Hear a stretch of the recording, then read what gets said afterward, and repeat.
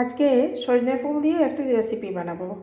সজনে ফুলের অনেক রকম রান্না হয়ে থাকে, তার মধ্যে সজনে ফুলের পকোড়া গরম গরম ভাতের সাথে ডাল আর সজনে ফুলের পকোড়া বানিয়ে খেয়ে দেখবেন, খুব ভালো লাগে।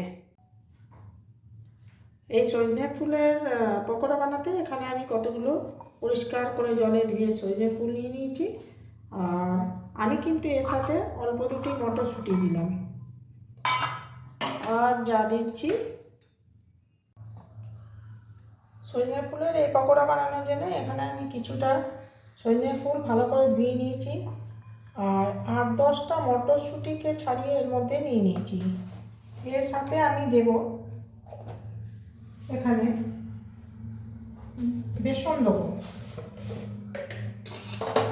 বেসন আপনার এই বড় চামচের এই যে ভর্তি 2 চামচ আমি বেসন দেবো। 2 চামচ দিলাম, আমি 3 চামচ দিচ্ছি, 3 চামচ।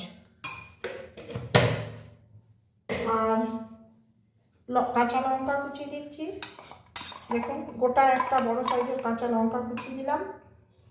এখানে আমি দেব খুব সামান্য 1 পিঞ্চ মতো খাবার সোডা, আর নুন, হলুদ এগুলো দেব। এগুলো কিন্তু সব আন্দাজ করে পরিমাণ মতো দেবেন। হলুদ দিলাম, আচ্ছা আমি খুব সামান্য অল্প দুটি কালো জিরে দিচ্ছি, খেতে টেস্ট হবে বলে। আর যেটা দেবো সেটা পরিমাণ মতো নুন।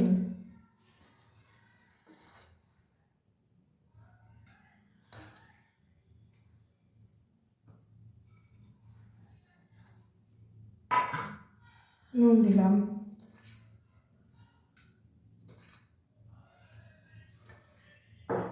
এবারে আমি এটাকে জল দিয়ে ভালো করে মেখে নেব। নুনটা কিন্তু যে যেমন খাবেন সেই অনুযায়ী নেবেন, কম বেশি করা যাবে, যার যেমন নুন খাওয়ার চলে সেই অনুযায়ী নেবেন। এবারে এটাকে আমি জল দিয়ে একটু একটু জল দিয়ে মাখবো।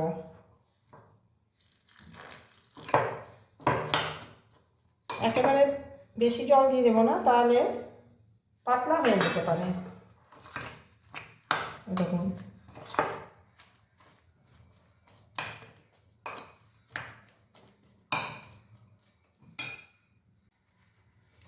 দেখুন এর মাখাটা হবে এরকম, ঠিক যেরকম ফুলুরি বা পকোড়ি বা বড়ার মাখা হয়, ঠিক সেরকমই হবে।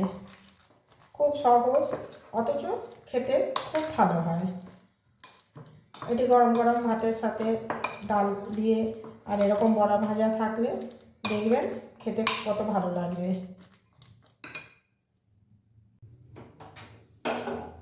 এবার আমি গ্যাস জ্বালিয়ে দিয়েছি।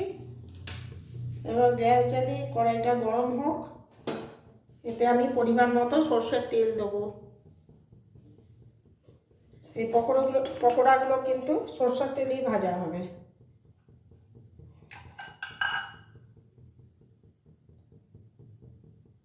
দেখুন এটাও কিন্তু যে যেমন খাবেন কম বেশি করবেন।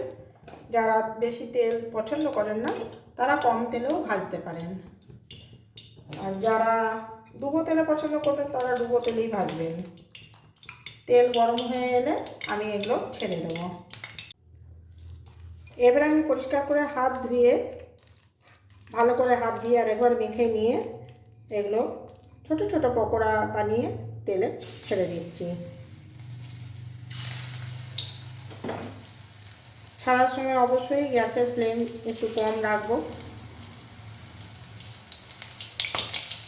দেখুন মটরশুঁটি দেওয়া আছে তো কাজে একটু ফুটতে পারে, একটু সাবধানে দেবেন এবং সাবধানে ভাজবেন।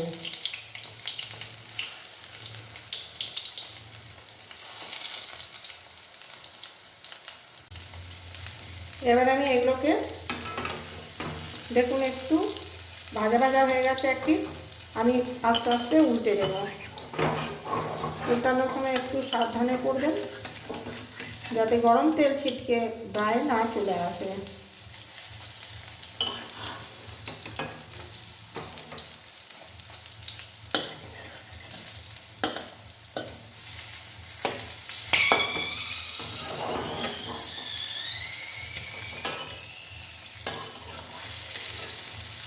এক পিঠ হয়ে গেছে, উল্টে দিলাম। এবার অন্য পিঠটাও এরকম লাল লাল করে ভাজা হয়ে গেলে তারপরে আবার উল্টাবে।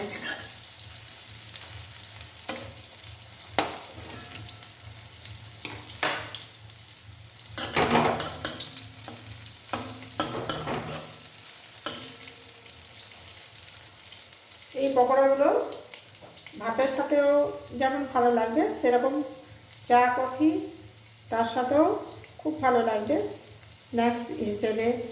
তাছাড়া আপনি মুড়ি দিয়েও খেতে পারবেন। বানিয়ে খেয়ে দেখবেন আর আমাকে অবশ্যই জানাবেন এটি কেমন লাগলো আপনাদের। পকোড়াগুলো কিন্তু দু পিঠই ভালো করে ভাজা হয়ে গেছে, আর একটুখানি হবে, তারপরে আমি এগুলো প্লেটে তুলে নেব। খুব অল্প উপকরণে এবং এটি ভালো পকোড়া তৈরি হয়।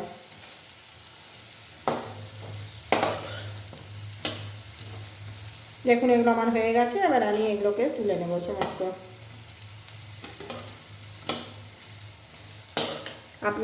আপনারাও বানিয়ে দেখবেন, সকলেরই ভালো লাগবে।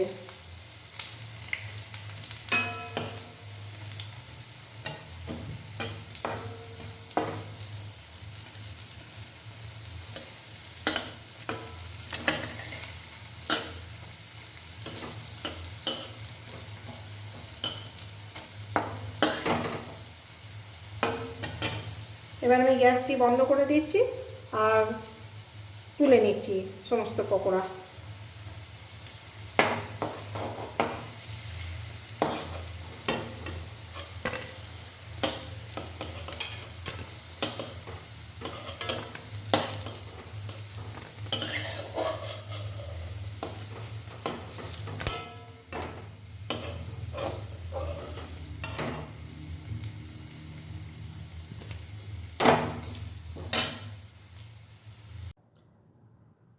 আজকের রেসিপি এই যে সজনে ফুলের পকোড়া আমার তৈরি হয়ে গেছে।